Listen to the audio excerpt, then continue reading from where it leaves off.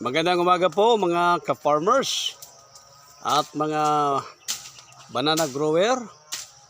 Ito pong aming ginagawa ngayon ay naglilinis po kami ng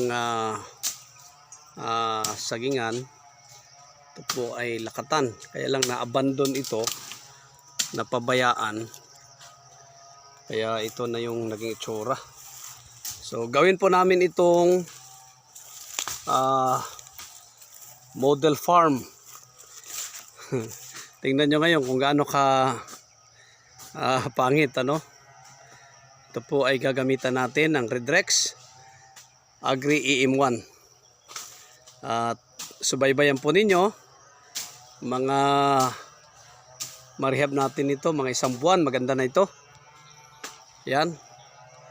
So gagamit po tayo dito ng Redrex Agri EM1 para ma-activate po ang lupa, no, makondisyon ang lupa, kasi isa sa property ng Redrex ay ang soil conditioner.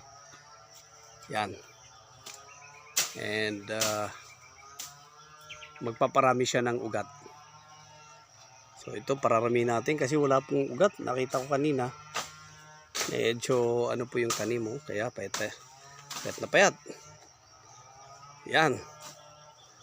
Oh, so walang ka beauty.